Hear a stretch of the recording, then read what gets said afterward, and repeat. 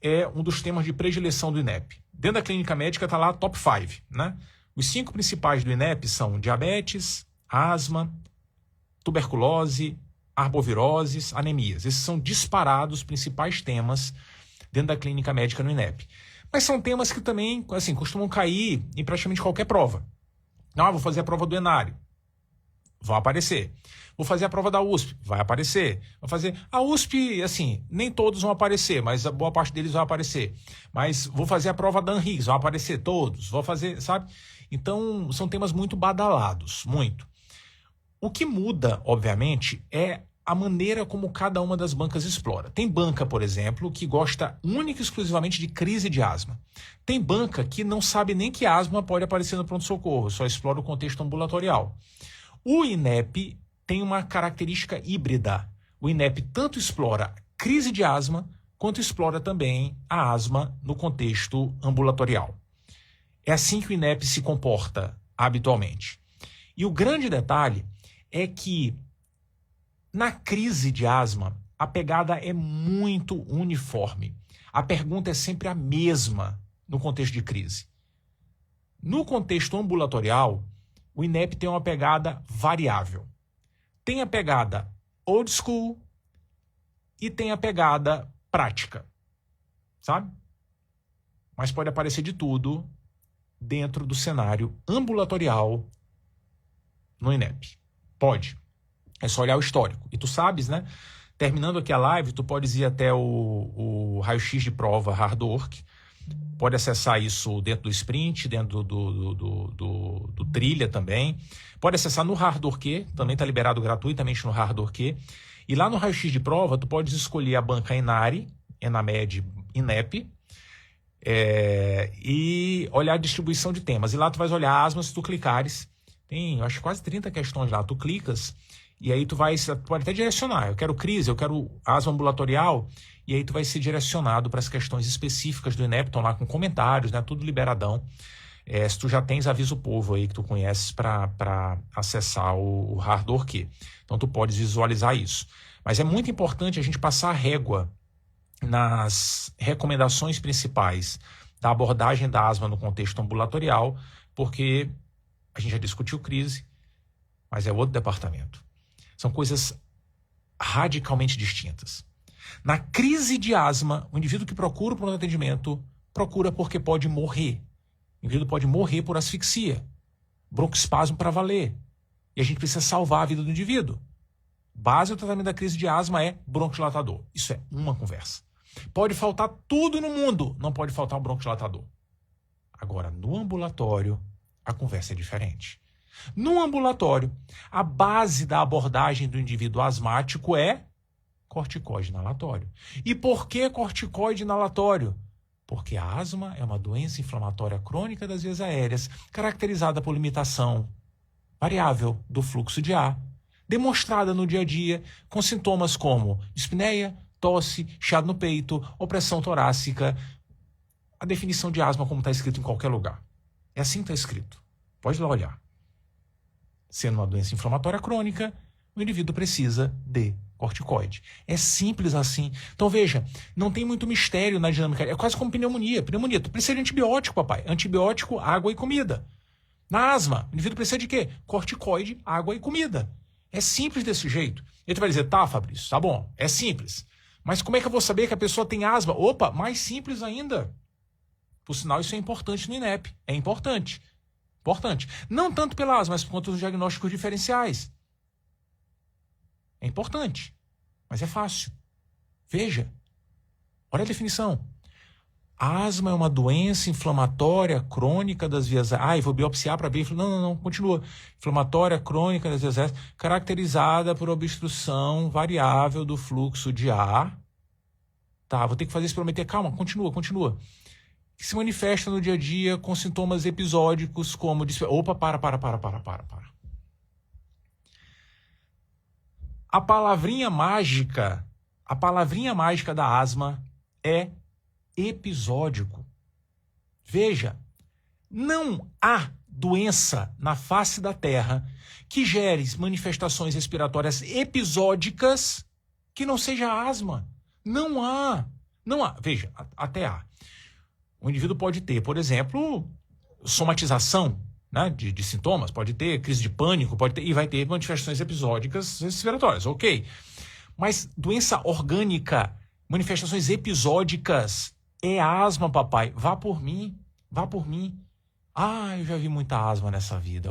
Mas como eu vi, viu? Vi asmas que, nossa senhora, que a pessoa jamais imaginar. Não, não tem essa coisa de asma não, doutor. Tem sim, mas essa coisa de asma não é uma coisa. É tranquila, né? Mas é episódico. Então não tem uma manifestação, não é a dispneia, não é a tosse, não é a opressão torácica, não é o chiado no peito, não. É o episódio. É assim, doutor, uma hora eu tô bem, outra hora eu não tô. Se o tempo esquenta, eu tô assim, se esfria, eu tô assado. Quando o sol raia, eu tô de um jeito, quando o sol se põe, eu tô de outro. Isso é sintoma episódico. Entendeu? É isso. Essa característica é fundamental para que a gente pense em asma. Isso é mais importante que saber se o indivíduo tem atopia, se tem rinite, se tem eczema, se tem história familiar de asma, se teve asma na infância. O elemento mais importante é a natureza dos sintomas. Porque isso é radicalmente diferente do que acontece na DPOC. Sintomas crônicos e progressivos. Pode ter crise, tá? Mas a característica da DPOC é crônico. Eu falo assim, doutor, tem 3 anos que eu estou cansando. Tem 6 meses que eu venho tendo essa tosse. Entendeu? É uma história de sintoma. História de sintomas rotineiramente acontecendo. Insuficiência cardíaca, rotineiro.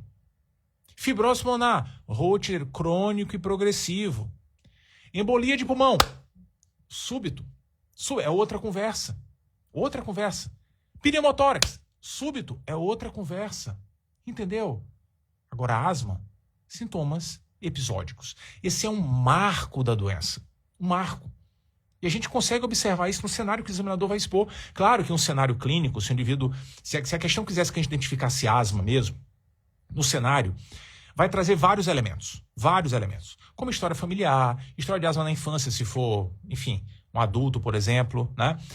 Manifestações de atopia, como rinite, eczema, vai trazer isso, mas a natureza episódica estará presente. Esse é o grande marco da asma.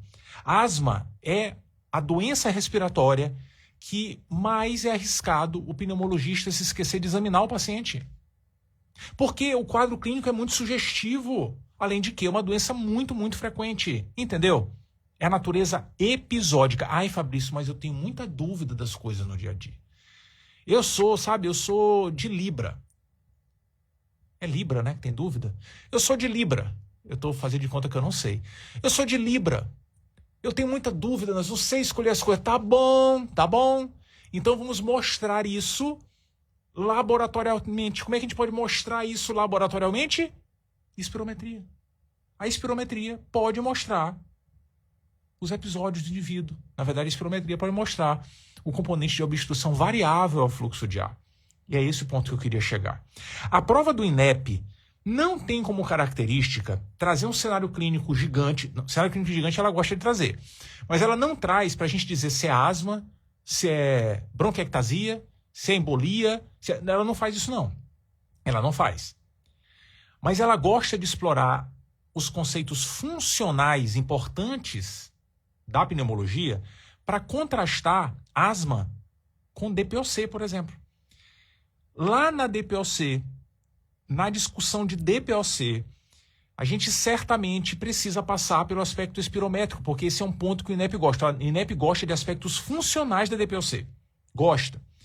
E lá na DPOC, a discussão é um pouquinho diferente, porque DPOC é um cenário que o indivíduo tem obstrução ao fluxo de ar, mas que habitualmente é irreversível, né? Tem um curso progressivo e tal.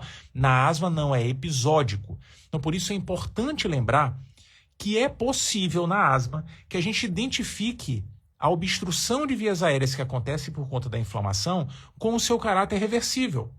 O aspecto clássico à espirometria do indivíduo com asma é de ter obstrução com resposta, com reversibilidade ao uso de broncodilatador. Esse é o clássico da asma. Reversibilidade que classicamente é dada como presente se o indivíduo tiver aumento com mais de 200 ml do VF1 e também de 12%, né? Valor percentual. Então, é assim que a gente caracteriza a obstrução. Se melhorar o VF1 com broncodilatador e 12%. Ok. Teve isso acontecendo? Beleza, tem reversibilidade. É asma? Depende do resto. A espirometria sozinha não define diagnóstico de asma. Não define. Mas diante do cenário compatível, se tu fores libriano ou libriana e tiver com dúvida, pode pedir espirometria, que ela vai ajudar a bater o martelo. Entendeu? Cenário compatível, não tenha dúvida. O ponto só é que a gente não pode se equivocar com conceitos e ficar restrito a slogans. Cuidado. O clássico da asma é o indivíduo ter obstrução com reversibilidade ao bronquidilatador. Ok. Mas o indivíduo asmático pode ter obstrução sem reversibilidade ao bronquidilatador. O indivíduo asmático pode não ter obstrução à espirometria. Tudo depende de como a doença estiver. Se a doença estiver de boa, a espirometria pode vir boa. Assim como a pessoa pode estar sem sintoma. Entendeu? A espirometria, a rigor, é o representante funcional dos sintomas que o indivíduo tem, que representam o grau de inflamação e de obstrução das vias aéreas. Entendeu? Então, às vezes, a pessoa está bem. A pessoa pode não mostrar alteração. Ou, às vezes, o indivíduo tem asma de tanto tempo que não responde mais a bronquidilatador no exame. Sabe? Tudo isso pode acontecer. É diferente da DPOC. Na DPOC, é outra conversa, mas vale lembrar que, obrigatoriamente, o indivíduo tem que ter obstrução à espirometria. Isso é obrigatório na DPOC. Na asma, pode ter, pode não ter. Pode ter resposta ao bronquidilatador, pode não ter. Embora o clássico seja ter obstrução com resposta ao bronquidilatador. Isso é muito importante, vale a pena lembrar da característica funcional da asma. Mas, no fim das contas, a gente, quando vai definir o diagnóstico de asma, a gente define baseado em vários fatores. É o dado clínico, é o dado funcional, é a gente conseguir afastar outra doença, né? Mas como a asma é uma doença muito, muito prevalente, se estima que cerca de 20% da população tem asma, geralmente a gente pensa fácil e já parte para tratar e vê a resposta de tratamento. Porque a resposta de tratamento de asma costuma ser, rápida. E a gente diz, opa, tá vendo? Acertei. Era asma mesmo. Então esse é um raciocínio que a gente precisa aplicar rotineiramente na dinâmica diagnóstica de asma. E o INEP, quando toca nisso, toca geralmente através de outras doenças. Porque o foco do INEP em asma é partir para o tratamento. Esse é o foco. E a gente precisa arredondar isso e não tem mistério. Não tem mesmo, não tem. Sabe por quê? Veja, no pronto-socorro pode faltar tudo, não pode faltar bronquidilatador. Concorda? No ambulatório, no tratamento de indivíduos com asma, pode faltar tudo. Não pode faltar o corticoide inalatório. Corticoide inalatório é obrigatório. É um item obrigatório na prescrição dos indivíduos com asma. Todo indivíduo asmático tem na sua prescrição corticoide inalatório. Todos, sem exceção. Se for fazer uma busca e apreensão na casa de um asmático, busca e apreensão, pode buscar que tem um corticoide. Em algum lugar tem. Em algum lugar tem. Isso não é asmático. Não é. Não é. Tem que ter, papai. É obrigatório. A diferença é se a pessoa vai usar muito ou pouco. Segue a regra do tratamento na medicina. Toda doença na medicina é assim. Tem muita doença, vai usar muito remédio, muito corticoide inalatório. Tem pouca doença, vai usar pouco remédio. Simples assim. Simples. A nossa tarefa básica é entender o que é ter muita doença e o que é ter pouca doença. Fácil. E não é difícil. O GINA diz mais ou menos o seguinte. Um indivíduo que tenha muita doença, que tenha muita asma, é aquele que tenha manifestações a maior parte da semana. Quantos dias tem a semana? 7. A pessoa que tem sintomas a maior parte da semana tem 4, 5, 6 ou 7 dias. Se a pessoa tiver isso, ela tem muitos sintomas, tem muita doença, vai tomar muito remédio. Agora, do outro lado, existem indivíduos que têm manifestações uma vez ou outra. Tem pouca doença. Uma vez ou outra no mês. Veja o contraste. Um tem 4, 5, 6, 7 dias na semana. O outro tem uma vez ou outra no mês. Esse tem pouca doença. Vai usar pouco remédio. Esses são os extremos na abordagem inicial do tratamento da asma. Extremos. Esse cara, por sinal, que tem pouca doença, usa corticoide inalatório. Usa. Sabe quando? Se tiver sintoma. Na hora que a pessoa tiver sintoma, uma ou outra vez no mês, usa o corticoide inalatório. Ótimo, ótimo caramba. Porque o corticoide inalatório vai ajudar a dar um tapinha na inflamação na hora. Mas e o sintoma da pessoa? Ué, a pessoa tá sofrendo, cara. Tá com crise de tosse, tá chiando o peito, tá... Vai fazer nada? O corticoide não resolve o sintoma naquela hora. Pois é. Junto com o corticoide, a gente oferta um broncodilatador para aliviar os sintomas, preferencialmente o formoterol, que é um broncodilatador de ação prolongada, que age por 12 horas, mas que começa a agir rapidinho. Ele começa a agir tão rápido quanto os broncodilatadores de ação curta, como o salbutamol. Rapidinho, em 5 minutos começa a agir. Então a recomendação é que o indivíduo use essa associação, corticoide inalatório e formoterol. Ai, não tem. Perdi. Tô tossindo demais. Essa tosse não faz parte do roteiro, mas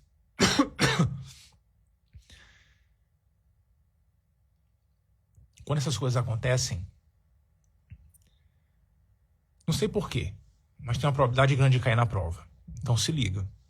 Se liga. Se a pessoa não tiver o formoterol, ela pode usar um broncodilatador de ação curta, não é o ideal. A gente tem dados muito robustos hoje mostrando que o ideal mesmo é a pessoa usar o corticoide inalatório com o formoterol e não com o salbutamol, por exemplo. Mas se não tiver, papai, não tem cão caçar com gato, né? Vai o salbutamol. Mas o ponto é, na hora do sintoma, usa o corticoide inalatório. Isso não é, assim, padrão na asma. Há muito tempo atrás a gente não fazia isso, né? A gente não fazia isso. Opa, perdão. Deixa eu só voltar aqui para...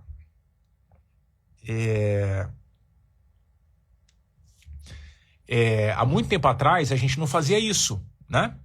E usava apenas o broncodilatador, mas já há algum tempo houve uma mudança importante, tu sabes disso, e agora a gente sempre considera o corticoide inalatório quando o indivíduo tem sintoma, junto com o formoterol, ou então a gente pode usar, caso o indivíduo não tenha o formoterol em casa, pode usar o salbutamol. Ok. Isso é para os indivíduos com pouca doença. E para o outro lado, para as pessoas com muita doença, pois é, esses indivíduos usarão remédio todos os dias. Faça chuva, faça sol, todos os dias usarão remédio. Que remédio? A preferência hoje é pela mesma associação, corticoide inalatório, formoterol. A mesma associação. Corticoide inalatório e broncodilatador de ação prolongada, preferencialmente formoterol. Por quê? Porque a pessoa, se tiver sintoma, ela pode usar uma dose a mais, porque o formoterol ajuda a aliviar sintoma e fica tudo num dispositivo só. Então essa é a recomendação. Todos os dias vai usar corticoide inalatório, broncodilatador de ação prolongada, tendo ou não tendo sintoma. Porque essa pessoa que tem sintoma 4, 5, 6, 7 vezes na semana, ou sintoma noturno pelo menos uma vez na semana, essa pessoa não pode ficar sem uma base de corticoide, né? É fundamental porque a doença de fato está muito instalada. Todos os dias vai usar isso. A regra, na maioria dos casos, é a gente começar com doses baixas, mas tem alguns pacientes que têm muito sintoma, sabe? Tem muito despertar noturno, muita coisa, e aí às vezes a gente começa já com dose mais elevada de corticoide com broncodilatador de ação prolongada. É isso. Essa diferença de quando a gente começa com uma dose mais baixa com uma dose mais alta não é padrão de prova explorar, não é. Porque até o GINA deixa isso um pouquinho aberto, né? Dá algumas recomendações, mas deixa isso um pouquinho aberto. Não é padrão de prova. O padrão de prova é a gente reconhecer os extremos. Um vai ter que usar remédio todo dia, o outro vai ter que usar remédio de vez em quando. Quando é esse de vez em quando? Quando tiver sintoma. Obviamente, tu percebeste que no meio do caminho ficou um monte de gente. As pessoas que têm sintoma 3 vezes no mês, 1 vez na semana, 2 vezes na semana, e eu estou falando de sintoma diurno, porque noturno não, tem sintoma 1 vez noturno na semana é muito sintoma. Estou falando de sintoma diurno. Essas pessoas, por muito tempo, o GINA dizia assim, olha, quer saber? Não decida aí, você com a pessoa, se ela vai usar o esquema de quem tem muito sintoma, todo dia vai tomar remédio, ou de quem tem pouco sintoma, vai tomar só de vez em quando. Por muito tempo foi assim. Mas agora, já mais recentemente, a sugestão do GINA é que a gente considere mais fortemente o tratamento diário mesmo. Então, as pessoas que têm sintoma toda semana, pelo menos 1 vez na semana, a sugestão é que a gente considere tratamento rotineiro com corticoide inalatório e broncodilatador de ação prolongada. Pronto, é isso. Ah, mas tem um senão na tabela. Dane-se, sabe? Essa é a ideia que precisa ficar. Essa é a ideia. Isso é um ponto que nem toda prova explora, o tratamento inicial. Nem toda prova explora. O INEP faz isso. Então tem que ficar de olho nessa dinâmica, né? Nessa visão global do tratamento inicial da abordagem dos indivíduos com asma. Isso é muito legal, muito bacana. Mas tem uma exceção importante. Uma exceção que a gente precisa ter muita atenção dentro dessa ideia global do tratamento da asma. Cuidado com as crianças piquititinhas. Por que cuidado com as crianças piquititinhas? Cuidado, porque crianças com menos de 5 anos, 5, 4, 3, 2, essas criancinhas não são candidatas ao uso de formoterol. O bronquiodilatador de ação prolongada, veja, não é fenoterol. Fenoterol é o velho bronquiodilatador de ação curta, né, que, enfim, está nos abandonando, né, da prática diária. Enfim, o Gina deixou de mencionar o fenoterol. Ai, meu Deus, que tristeza e tal, né? Enfim, não é formoterol. O formoterol e os bronquiodilatadores de ação prolongada não são fármacos que foram estudados extensamente nas crianças para a gente considerar benefícios sem malefícios, enfim. Então a ideia é a gente evitar, não usar. Então na criança a brincadeira é muito mais com corticoide inalatório e é eventualmente com antileucotrieno, mas é corticoide inalatório, dose baixa, dose mais alta, com bronquiodilatador de ação curta para aliviar sintoma, entendeu? Então essa é uma exceção que vale a pena lembrar sempre. Nas crianças piquititinhas, esqueça formoterol. Lá, se for usar bronquiodilatador, é de ação curta. E é só para aliviar sintoma. Porque bronquiodilatador de ação curta a gente não usa no tratamento rotineiro. Bronquiodilatador de ação curta serve só para aliviar sintoma. Só para isso.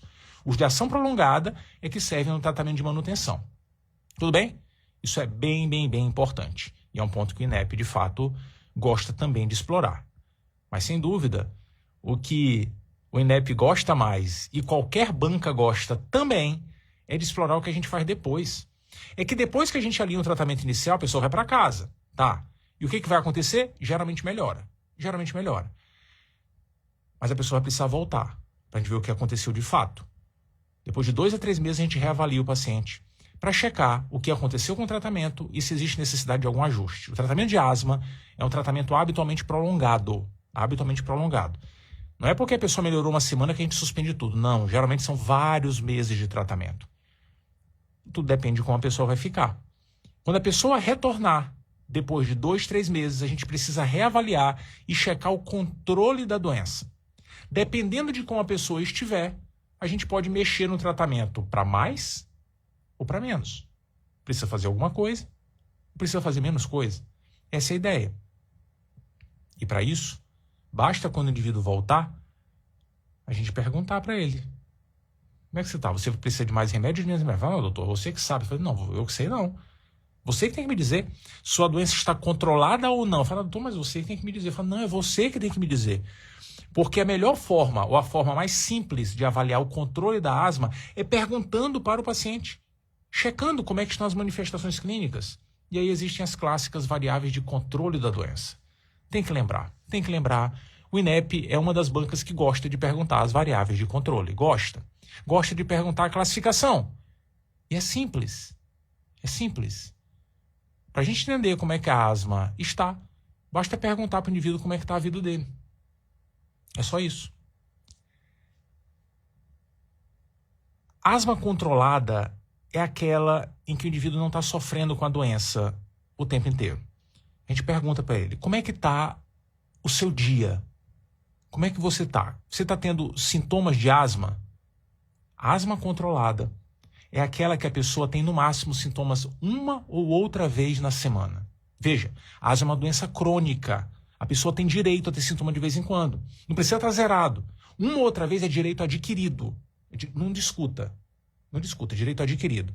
A pessoa pode ter uma ou outra vez. 1 a 2 vezes na semana sintomas, tá tudo bem, não vamos brigar com isso. É relativamente aceitável. O mesmo vale se a pessoa falar, não, eu não tô sentindo nada, doutor, mas eu uso aquela bombinha para aliviar. Aí não, papai.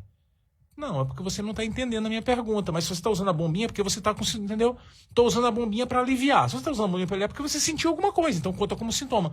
Se a pessoa falar que está usando bombinha para aliviar 1 ou 2 vezes na semana, tá ok. Se for mais do que isso, não tá legal.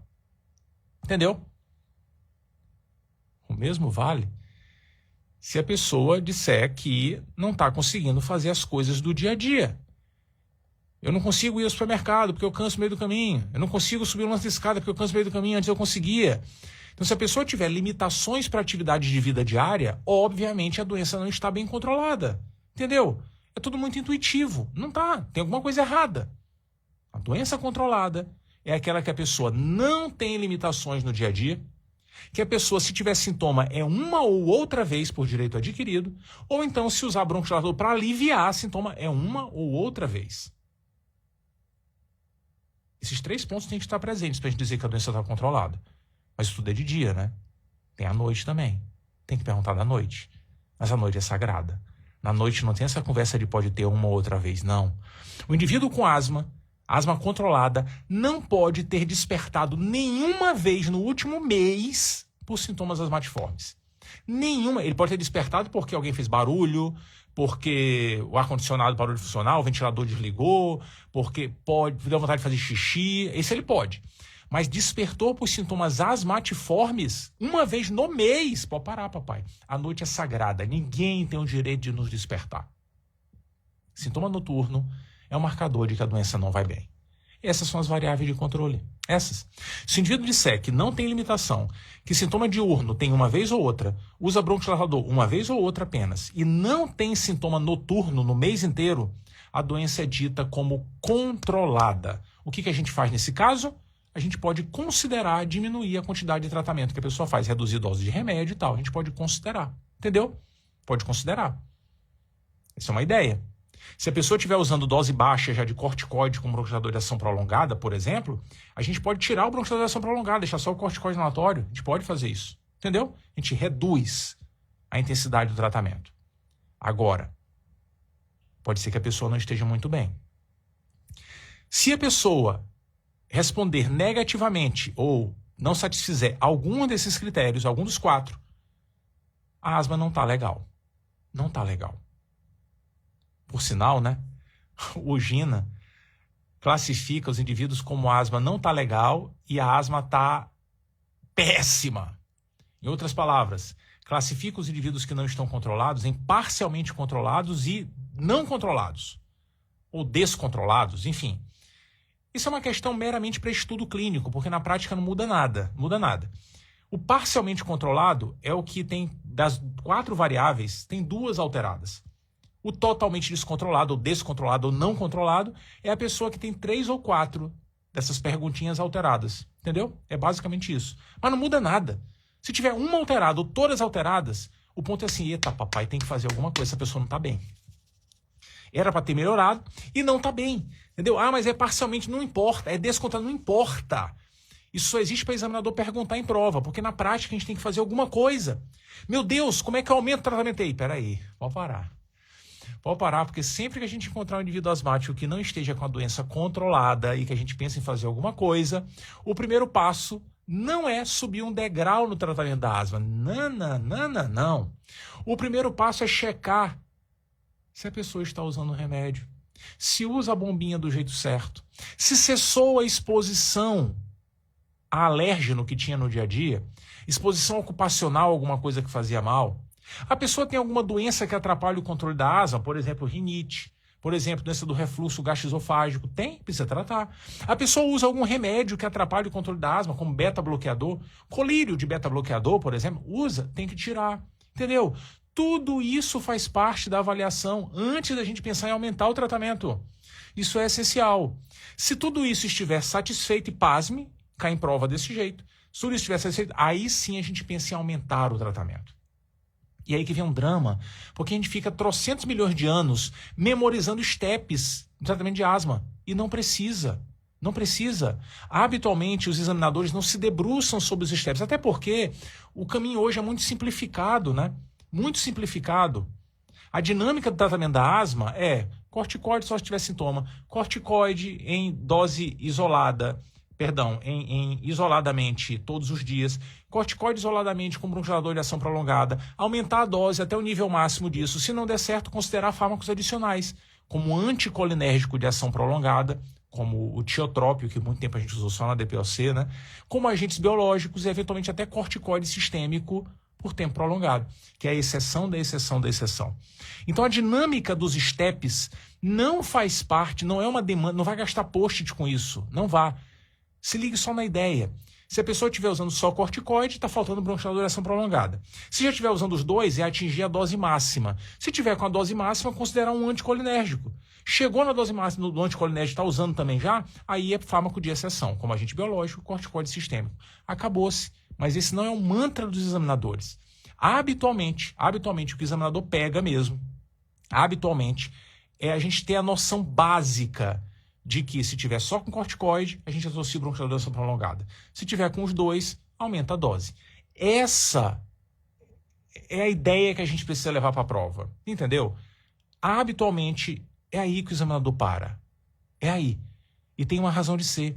É que os steps do GINA são uma sugestão, eles não são uma regra fixa. Então a gente pode fazer de tudo o que a gente quiser ali no meio do caminho. Tem vias alternativas sugeridas. Então, geralmente, os examinadores querem saber o macro de tudo. É isso que o INEP faz. É isso que a gente tinha para conversar.